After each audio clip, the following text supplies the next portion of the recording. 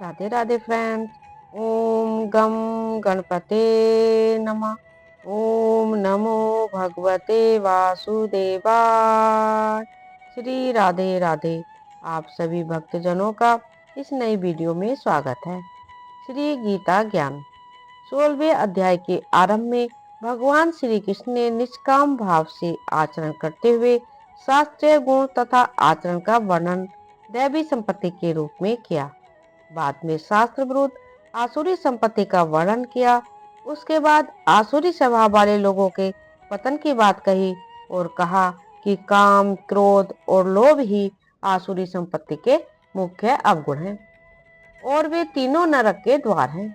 उनका त्याग करके आत्म कल्याण के लिए जो साधन करता है वह परम गति को पाता है। उसके बाद कहा कि शास्त्र विधि का त्याग करके इच्छा और बुद्धि को अच्छा लगे ऐसा करने वाले को अपने उन कर्मों का फल नहीं मिलता है। सिद्धि की इच्छा रखकर किए गए कर्म से सिद्धि नहीं मिलती है, इसलिए करने योग्य अथवा न करने योग्य कर्मों की व्यवस्था दर्शाने वाले शास्त्रों के विधान के अनुसार ही तुझे निष्काम कर्म करने चाहिए।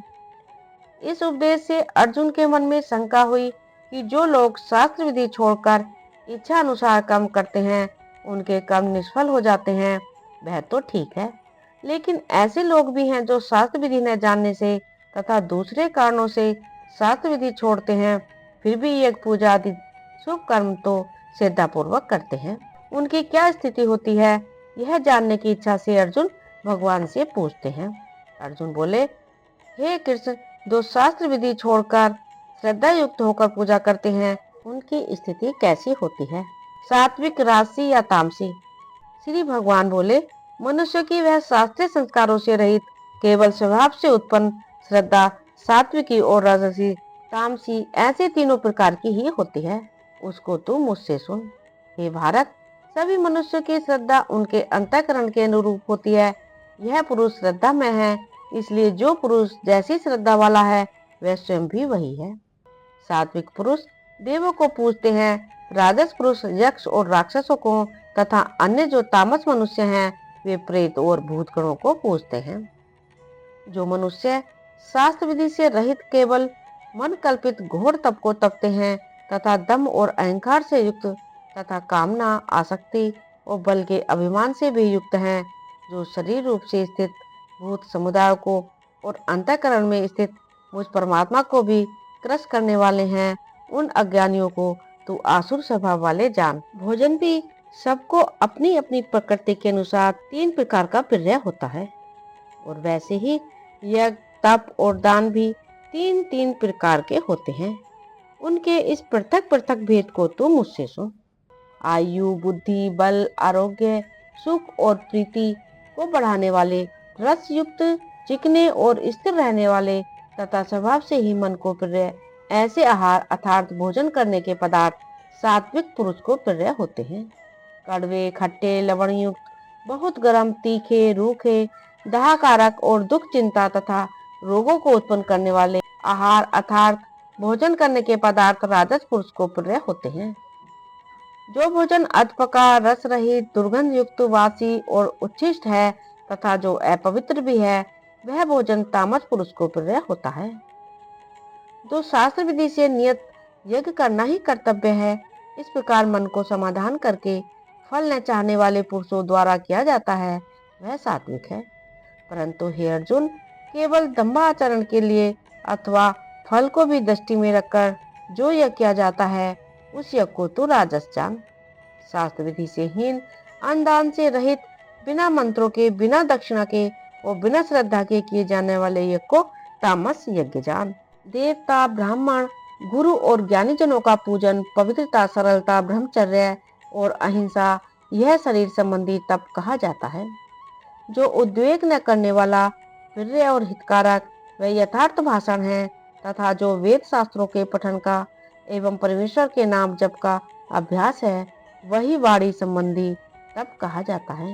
मन की प्रसन्नता, शांत भाव, भगवत चिंतन करने का स्वभाव, मन का निग्रह और अंतःकरण के भावों की भली भांति पवित्रता, इस प्रकार यह मन संबंधी तप कहा जाता है।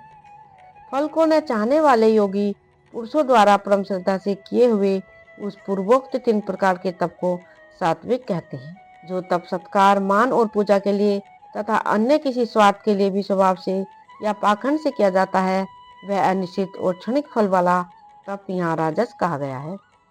जो तप मूर्ता पूर्वक हट से मन, वाणी और शरीर की पीड़ा के सहित अथवा दूसरों का अनिष्ट करने के लिए किया जाता है, वह तप तामस कहा गया है।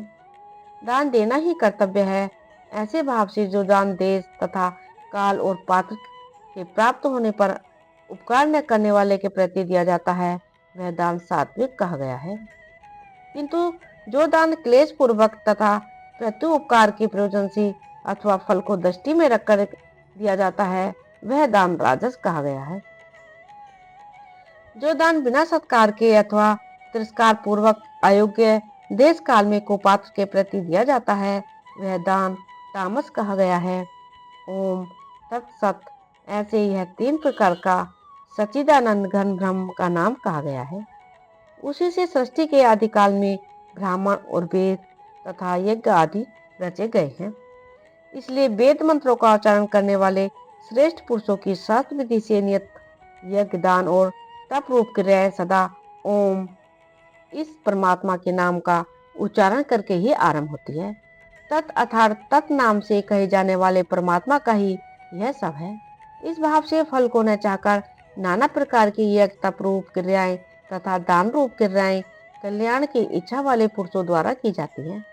सत्य। इस प्रकार यह परमात्मा का नाम सत्य भाव में और श्रेष्ठ भाव में प्रयोग किया जाता है तथा हे पार्थ, उत्तम कर्म में भी सत शब्द का प्रयोग किया जाता है तथा यज्ञ, तप और दान में जो स्थिति है वह भी सत इस प्रकार कही जाती है और उस परमात्मा के लिए किया हुआ कर्म निश्चय पूर्वक सत ऐसे कहा जाता है। हे अर्जुन, बिना श्रद्धा के किया हुआ हवन, दिया हुआ दान, वह तपा हुआ तप और जो कुछ भी किया हुआ शुभ कर्म है, वह समस्त असत इस प्रकार कहा जाता है। इसलिए वह न तो इस लोक में लाभदायक है और न मरने के बाद ही।